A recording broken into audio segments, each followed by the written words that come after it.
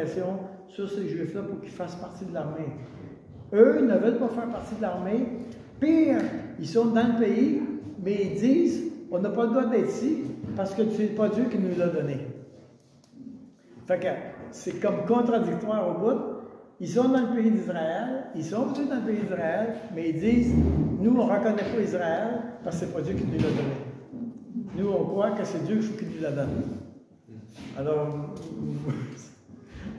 essaye de te démêler là-dedans. C'est un peu la situation actuelle. Et je ne sais pas si tu as des questions là-dessus, juste comme ça. Mais quand tu dis, ils disent que Dieu ne leur a pas donné, parce qu'eux autres, ils auraient voulu avoir un message clair, comme par Moïse, puis là, le fait que ce soit les autres nations qui aient dit, OK, on va vous donner un bout de pays, pour eux autres, c'est pas suffisant. Ils sont retournés, ils l'ont pris, mais c'est pas Dieu qui les a donnés, c'est ça? À peu près ça. Oh. À peu près ça. Je veux dire, c'est tellement complexe qu'on ne peut même pas dire d'une manière définitive comme ça. Mais c'est à peu près la game se passe là. OK? Ce qui est vraiment fascinant, c'est que, évidemment, les Juifs sont méga intentionnels, sont très, très proactifs. Au niveau de l'archéologie, ils ont fait des fouilles, ils ont compris un paquet d'affaires. Nous-mêmes, on comprend beaucoup de choses. Par exemple, quand Jésus a dénoncé les Juifs, quand il a dénoncé les prêtres juifs, les souverains sacrificateurs juifs, tout ça, c'est parce qu'on dit souvent les Juifs ont rejeté Jésus, mais c'est pas tout à fait ça qui est arrivé. C'est que les chefs religieux ont poussé la population à rejeter Jésus. Ce sont les chefs religieux.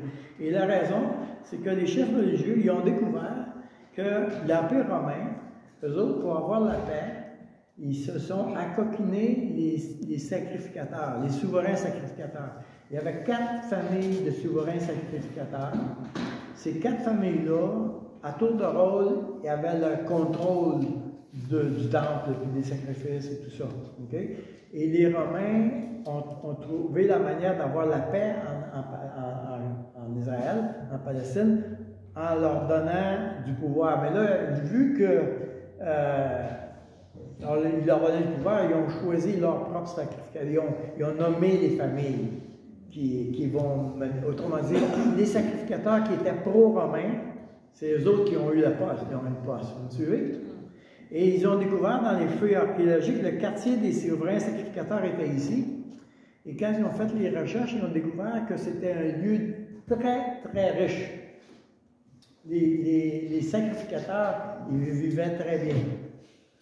Alors, vous comprenez le point? Alors, tout à coup, il y avait un groupe de gens, de Juifs, qui étaient conscients que leurs chefs religieux étaient corrompus. Alors, quand Jésus les dénonçait, quand Jésus dénonçait le chef religieux, les gens savaient qu'est-ce qui était en train de se passer, parce que ces chefs religieux-là contrôlaient la religion et ils étaient sous la botte des Romains. Juste comprendre. Alors, quand les souverains sacrificateurs ont dit on veut qu'il meure, on veut que Jésus soit crucifié, les Romains étaient pognés parce que c'était eux qui les avaient nommés, puis s'ils voulaient garder le contrôle puis la paix, ben, OK, on va le donner, on s'en fout de ce Jésus-là. Et puis pour se moquer des Juifs, des prêtres, ils ont dit Jésus de Nazareth, roi des Juifs. Ouais. Mais ils ont mis ça pour se moquer des souverains sacrificateurs. Et les souverains sacrificateurs ont dit, dis pas ça, il a dit, il prétend. Voyez-vous? Là, ce que j'ai écrit, j'ai écrit. Prends ça dans ta pipe. Tu comprends le point? Donc, il faut comprendre cette situation-là. Ça va? Good.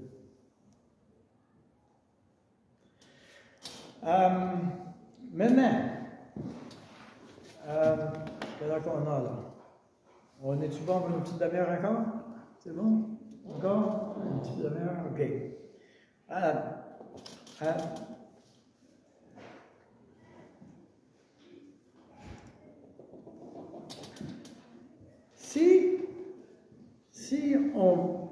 Si on veut comprendre l'Apocalypse, l'Apocalypse, c'est un morceau, ça. Mais si tu n'as pas... Tu sais, quand on fait la costelle, qu'est-ce que tu fais? Tu regardes la grande image avant pour savoir où tu vas mettre le morceau. ça te prend la grande image. Alors, il faut que tu aies la grande image, puis après ça, tu vas savoir où mettre tes morceaux. Okay? L'Apocalypse a été écrit pour encourager ceux qui étaient persécutés. C'était le but d'écrire l'Apocalypse. Et ceux qui lisaient l'Apocalypse à l'époque comprenaient qu'est-ce qui était écrit. Et ça les encourageait parce que ça communiquait que Dieu va gagner. Dieu va être victorieux. Oui, ça va mal présentement, mais t'inquiète-toi pas. À la fin, Dieu gagne. Okay? Ça c'était l'intention finale de l'Apocalypse. Okay? Quand Jean a écrit l'Apocalypse, lui, il n'y a pas le Nouveau Testament. Il y a l'Ancien Testament. C'est ça qu'il y a. Pendant qu'il écrit l'Apocalypse, lui, il pense à Jérémie, il pense à Ézéchiel, il pense à Zacharie, il pense à Malachie. C'est à ça qu'il pense quand il écrit. Il y a une affaire comme 200, je pense que c'est 212 références à ces livres-là dans l'Apocalypse. Alors, si tu ne comprends pas ces livres-là, tu ne pourras pas comprendre l'Apocalypse pantoute, parce que lui, il fait juste parler de ça. Et le livre par excellence pour comprendre l'Apocalypse, c'est le livre de Daniel. Autrement dit, si tu comprends Daniel, tu vas comprendre l'Apocalypse. Alors, autrement dit, si on veut étudier l'Apocalypse, on va étudier Daniel. Vous me suivez? Parce que lui, il est en train de référer à ça. Okay. Ça, c'est pour l'Apocalypse. Mais la grande image est la suivante. Et vous allez voir, ça fait un lien avec ce que j'ai dit ce matin. C'est quoi l'intention de Dieu? L'intention de Dieu, au bout, là, dans Apocalypse 21, ça dit « Je serai votre Dieu, vous serez mon peuple ». Vous vous souvenez de cette phrase-là? « Je serai votre Dieu, vous serez mon peuple ». Dans Genèse chapitre 3, il demande « Voulez-vous être mon peuple? » C'est ça qu'il demande. C'est ça qu'il demande. Est-ce qu'il y a quelqu'un qui veut être partie de mon peuple? C'est fou, hein? Et de Genèse à Apocalypse, ce que Dieu fait, c'est de se construire un peuple. Je serai votre Dieu, vous serez mon peuple. Toute la Bible est comme ça, d'un bout à l'autre.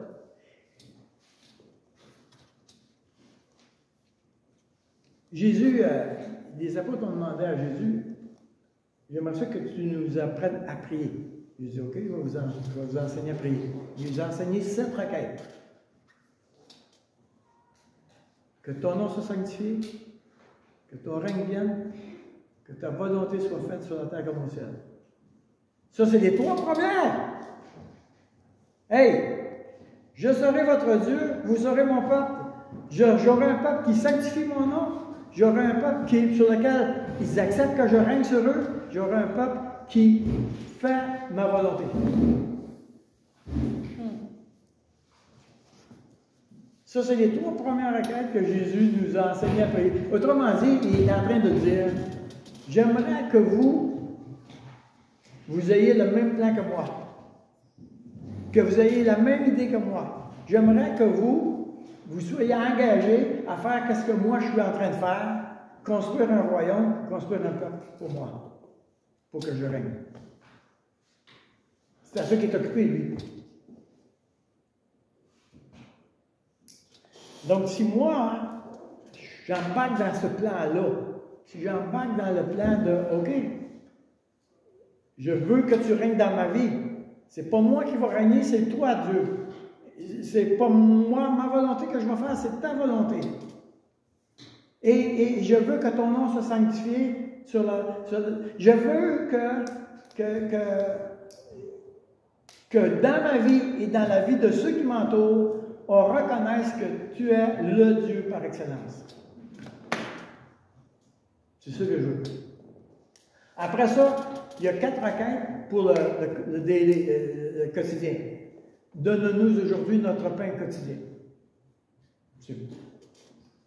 Alors, j'ai besoin de manger, oui, puis j'ai besoin de nourriture spirituelle, j'ai besoin de la manne, hein, à tous les jours, j'ai besoin de la manne, je dois être nourri de Dieu, spirituellement, ok? Pardonne-nous nos offenses comme nous pardonnons. Hey, regarde bien ça. Il y a une seule requête sur les relations entre nous, et c'est sur le pardon. Une seule. 90% de l'ensemble de notre vie et du ministère de Jésus tourne autour du pardon. Pourquoi est-ce que Jésus, il vient, qu'est-ce qu'il est venu faire? Il est venu pour nous payer pour nos péchés, pour nous pardonner. C'est ça qu'il est venu faire. Son ministère principal était de nous pardonner. Si tu as un problème, là, c'est assez simple. Si tu as un problème, là, je vais te répondre, bon, on va chercher où est-ce qu'il faut pardonner. C'est fou, hein? C'est fou, hein? Mais c'est ça. Et la Bible dit, si tu dis que tu aimes Dieu, et que tu n'es pas prêt à pardonner ton frère, là, viens pas me dire que tu aimes Dieu.